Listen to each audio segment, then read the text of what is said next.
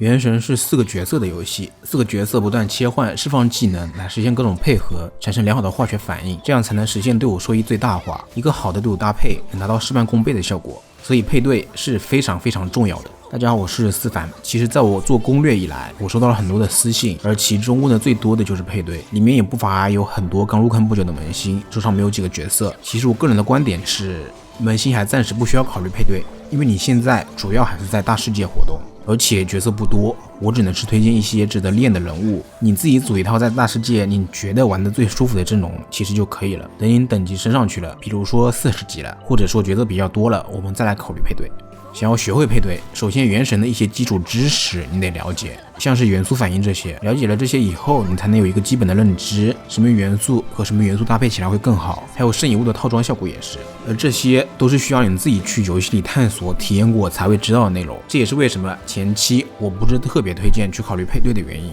首先，我认为配对是为深渊服务的，又或者说是为各种 BOSS 服务的，因此我们需要了解的就是怪物的属性还有弱点之类的。比如说无相炎，那我们就需要用大剑来破盾，北风狼我们就不能用以冰伤和风伤为主的角色，依据敌人属性来选择正确的队伍搭配，才能实现更高效的战斗。原神到现在已经有很多比较成熟的配对了，例如莫甘温、万达国际、胡星中、雷国等，我们完全可以去抄这些配对。但是我们需要明白的一点是，配对不是死的，不是说需要这4个人就一定得是这4个，我们可以在一个队伍的基础上进行修改，因为深渊环境并不是一成不变的，重要的是面对不同的敌人，我们要懂得自己来选择配对和进行一些调整。比如说莫甘温娜就不能打冰盾、冰史莱姆等敌人，这时候我们就可以把迪奥娜换成班尼特，并且这一配对其实在目前的环境中已经开始乏力了，只有甘雨一个 C 输出其实有点跟不上了，那么我们可以把迪奥娜换成神里，当然都不绝对。接下来我会以自己的角色池为基础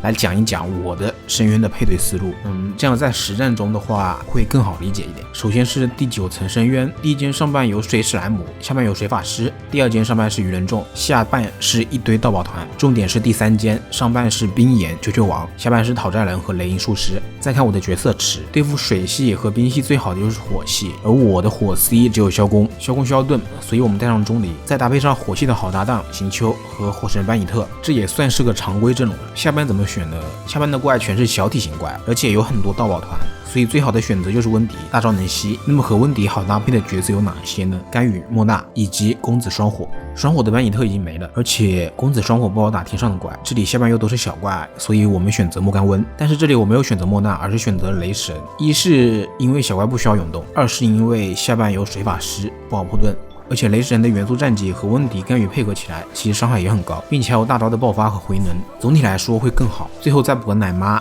琴增加容错，然后进入战斗。小怪战的其实都很分散，小怪的远程优势很大。第一间其实用不到行秋的主要目的还是为了后面的鱼人众和球球王。下半的温迪、甘雨、雷神还是很安逸的，放完大看戏就好。温迪的操作手法最好是 EQ， 因为大招可以取消元素战绩的后摇，用起来更流畅。请对付雷影和讨债人也属于是克制关系了。第9间总体来说也不难，没啥好看的。我们来看第10层，第10层的第1间有个雷法师，第2间上下都是鱼人众，重点是第3间上半雷使徒，下半水使徒。其实我看敌人主要就是看我需要破什么盾，其他小怪没有那么重要。这里的话我们只需要针对2个使徒去配对就好了。上半直接选择温迪加公子双火，下半则是雷神尤拉以及修女。公子、香菱和班尼特的破盾效率都很高，打谁其实都可以，但因为下半是水使徒用冰破更好，所以我们把公子双火放在上半。下半其实可以选择甘雨，但我的甘雨练度不高，所以选择尤拉。选修女是因为修女的破盾效率更高，战绩和大招都是次附着的，而且战绩有2段伤害，和尤拉也是经典组合，能弥补尤拉的机动性不足的缺点。第10层也是一样，总体来说不难，鱼人众基本是扛不住公子、香菱以及尤拉的爆发的，使徒也就破盾费点时间，选择正确的人物就没什么好担心的了。我们来看第11层，第1间上半水雷，下半全是火，第2间上半有冰盾，下半是人形怪，重点是第3间上半无相水，下半无相火。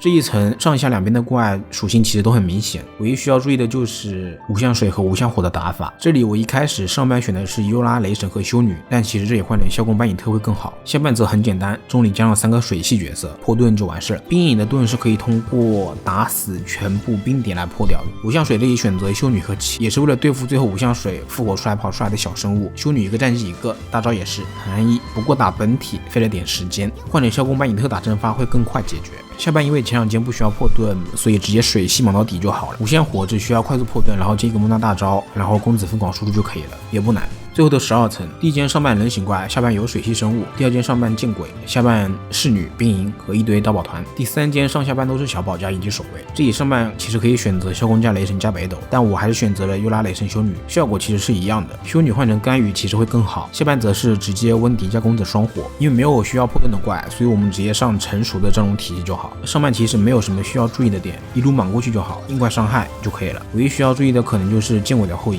只要把它逼到边上，这样就不会空大了。伤害什么的中离可以开盾硬吃，这也是选中离的原因。下边这套阵容需要注意不要暴毙，尽量走位。有万叶其实更好，不过温迪也是可以的，在循环上会比万叶更好。这里我们公子的大招要灵活一点选择，小怪就选择远程大，大怪再用近战大，因为吸起来的怪近战大是打不到的，但远程大可以。主要问题是在第3间，公子双火打怪一定要聚起来，不然伤害直接打1半折扣。第一波的3只怪不好聚，我们可以硬打过去。因为我知道我的伤害是足够的，但我们需要注意人物的大招能量，最好是满的。打第2波的3只怪时，我们是可以很容易聚起来的，千万不要着急放大，一定要等聚起来以后，我们可以直接轮流放大，然后一波带走。以上就是我自己打深渊的配对的打法思路了，其实用来用去也就那么几个角色，我也就练了优拉、公子、萧公3个 C。总之配对最关键的一点就是首先要有盾奶，其次需要有个核心，这个核心大部分情况下就是主 C， 当然小部分情况又像香菱这样的后台主 C。之后就是围绕核心选择合适的元素反应和打法。成功搭建了一个队伍之后呢，我们还需要考虑队伍的可循环性、实际操作难度、适用场景、真空期、输出 DPS 等等因素了，但这些都是需要我们实际去操作之后才能明白的。比如万达国际、莫甘温这些循环不起来是真的很痛苦，但这点其实是最好解决的，可以通过同属性角色的产球，又或是堆叠充能来解决。其他因素就需要看具体场景了。反正不论怎么说，就是一定要根据敌人来选择或搭建你的阵容。还有就是最重要的一点，记住，只要能打过深渊，能拿到满星，那它就是好阵容。那么以上就是本期视频的全部内容了，总感觉自己好像什么都说了，又好像什么都没有说，就当是我水视频了。我是思凡，我们下期再见。